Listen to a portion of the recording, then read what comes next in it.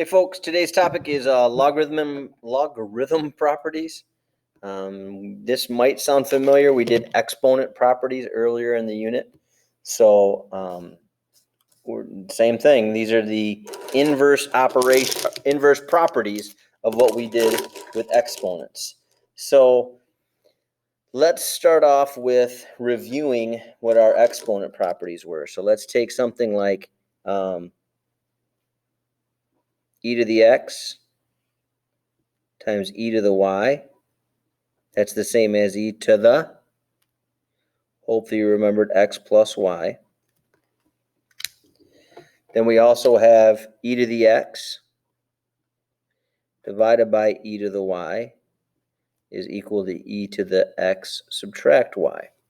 So it kind of makes sense. Multiplication goes with addition. Division goes with subtraction. Now we're doing these from the log perspective. So basically we're kind of logging both sides. So in other words, we start on this side and we go this way again, but we're doing it from the way log's looking at it. I don't know if that's very descriptive, but all right, here you go. Number one, log base b of the quantity x times y is equal to log base b of x plus log base b of y. I'm going to call this property number one. Property number two, log base b of x divided by y is equal to log base b of x subtract log base b of y. Essentially the same property, just from a different perspective. Mult goes with add, subtract goes with division. And then the other one that seems a little bit out there, but log base b of x to the n is equal to n times log base b of x. Okay, so just to point out, this is what I'm talking about, like the same property. The only thing, you're looking at it from a different perspective. So in the world of exponentials, you had two e to this in the multiply, and that condensed to make one e to the with an add. Logs go the other way. One log of things multiplied together can be split apart. One log of things divided can be split apart, but with subtraction versus addition for this one. And then in this case, the property is anything that you have as an exponent can be bumped in front, and then vice versa. Remember, you can go either direction on these. So anything out front can be bumped back up to the exponent either, or if two logs are separated, you could condense them. So we call things going in this direction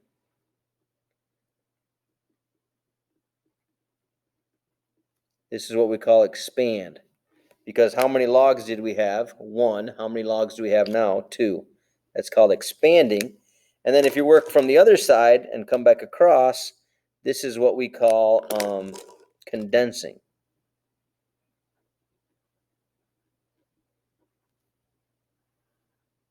When you go this way. So let's take a look. Now, these things, I don't know, man. I have to write them down. I feel like they have to be out there. But I just think it's easier to kind of understand how they move. So in other words, logs, so these are all, this is going to be an expand problem because I have one log and I need to turn it into, I'm going to turn it into many logs. And so to me, the way I think about this is anything that's, where are these x's? The x and the y are both on the top, right? And down here, the x is on the top and the y is on the bottom. So I just kind of use this one as my guide. Anything that's in the numerator is going to be a positive log. Anything in the denominator is going to be a negative log. So in this case, I can take these and I can just do this all in one move. Well, before I could, I should do something first. I've got to clean it up a little bit first. And what I mean by clean it up is I've got to kind of organize this so that everything is an exponent. Everything is a to the. So I'm going to rewrite this as log base 3. Okay, now we've got to do a quick review here. So let's go back up here into the margins and review how roots work again. Now, what I used to do is I would just always remember the easiest root. And to me, the easiest root is the square root. So I would say, all right, what's the square root of x? And I memorized that the square root of x was the same as the 1/2, as x to the 1/2. Now, I remembered that that's a square root or a 2 root. So if I switch to a cube root, that's x to the 1/3 and a 4th root and a 5th root and so on. Now, one thing I want to point out here, this is x to what power here? That's an x to the 1. So the 1 exponent goes here, and then the root goes on the bottom of the fraction. So as I look at example 1, I've got the square root of a to the 7th. I can rewrite that as a to the 7 over 2 times, let's just rethink that. Since it was a to the 7th, I still had to have it be to the 7th power, but because it was a square root, that's to the power of 1/2, so I put the 1/2 power with the 7 exponent and it made it into a 7/2. B to the 3rd is just b to the 3rd over, let's give you a chance here. Let's see if you can rewrite this. This is the 4th root of c to the what? That's c to the 1st, so I'm going to rewrite this as c to the 1/4. Okay, so now I'm going to apply my log properties. Anything in the numerator is going to turn out to have a positive log. Anything in the denominator is going to turn out to have a minus log. So these two are both on the top, so that's, actually I'm just going to write out the answer and see if it makes sense.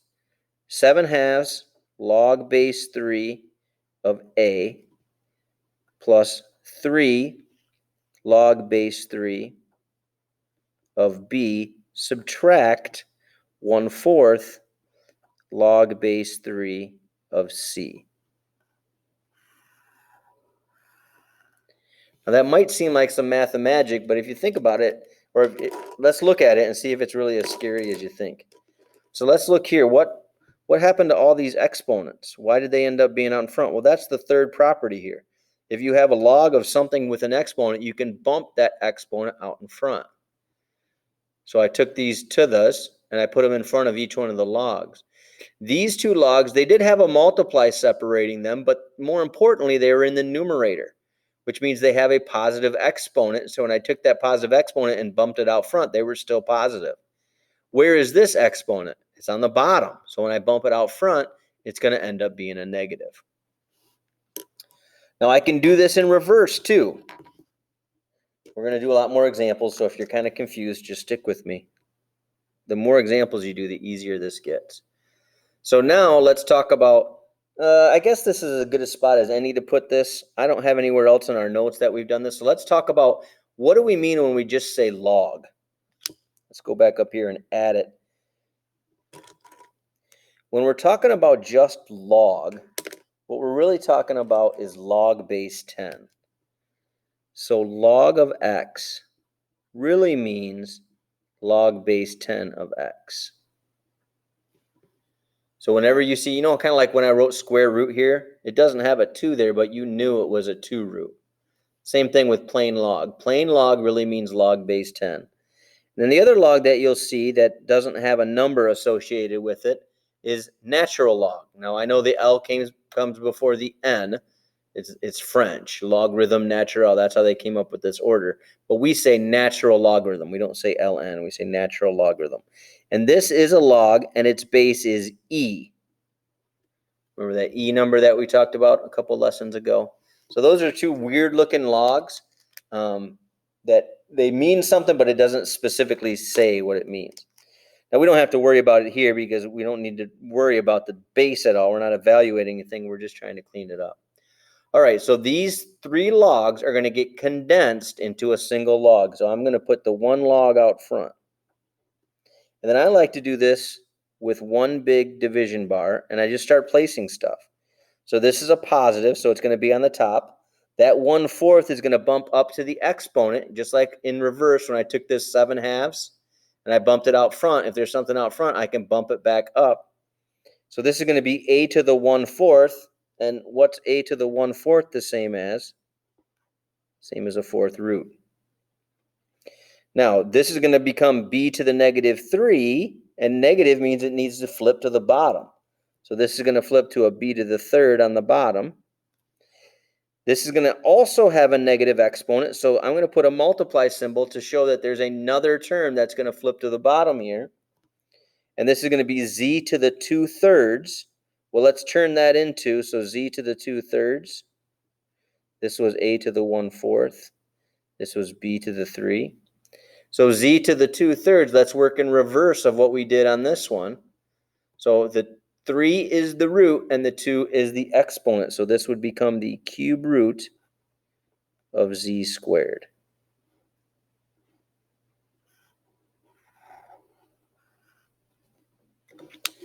All right, let's keep going. Just keep trying to look at ones, and you'll start to see the pattern pretty quick. Usually. If not, I'm happy to work more with you. All right, so I'm expanding here. I'm going to take these, I'm going to separate them into their own logs. This log's on the top, so it's going to be positive. These two logs are going to end up on the bottom. Now, this exponent really means to the 1/6. This really means to the 1/2. So I'm going to bump those out at the same time. 1/6 log base 4 of x minus, because these are on the bottom, 8 log base 4 of y minus 1/2 log base 4 of z. There we go.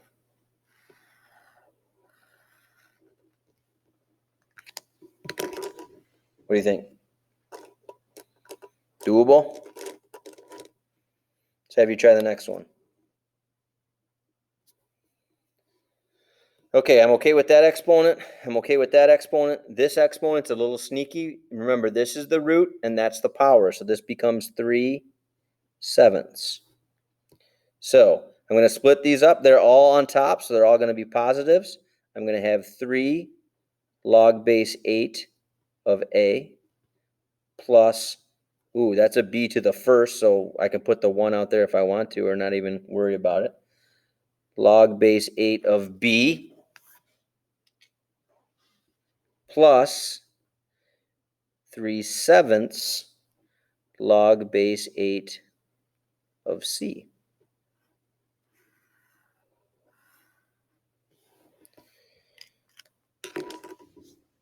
So now let's do some condensing. So I've got some logs, natural logs, all separated. I'm not going to overthink this. There's these, the idea of positives will be on the numerator and negatives will be in the denominator. So I'm going to condense these into one big natural log. I'm going to have stuff on the top. I'm going to have stuff on the bottom. This is positive, so it's going to be on the top. So that's going to be a to the 3/5. So that means it's the a is getting cubed and then getting 5th rooted times, this is also a positive. This becomes to the 1/7. That becomes the 7th root of b. This is going to be negative, so I'm going to have a c to the 4th on the bottom. Notice it's not negative anymore because we flipped it to the bottom, times d to the 8th.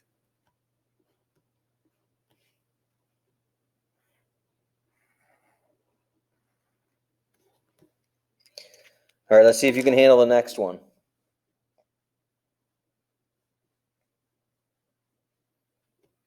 Let's see how you did. So, let's see what would be a good color here. I haven't used light blue in a while. All right, so I'm going to have a bunch of different logs. These two are positive, these two are negative, and I've got to convert this. So that's a 5th root, which is a 1/5 power. That's a square root of 5th power, so this is 5/2. I'm going to write it down there, but 5/2. So let's see how you do. So that's going to be 4 log base 7 of w plus 1/5 log base 7 of x minus 6 log base 7 of y minus 5/2 log base 7 of z.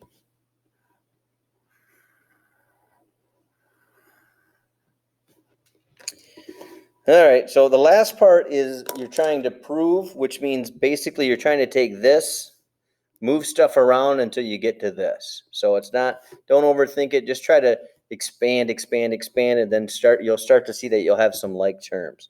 So the first thing I'm going to do is I'm going to break this up. I've got a division problem, so I can split this up and expand it. So my expansion is going to look like, so I've got log of 625 minus, that becomes 2/3 log of 5. Right, so I'm liking this because I'm supposed to have log of 5 at the end. I'm not liking this. So is there something you can think of with 625 that relates it back to 5?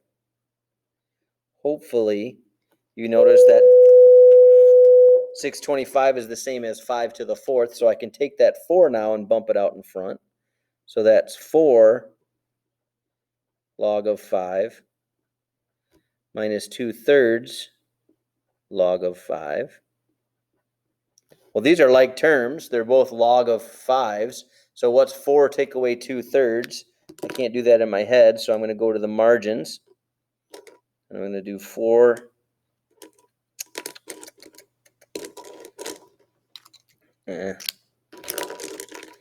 4 minus 2/3.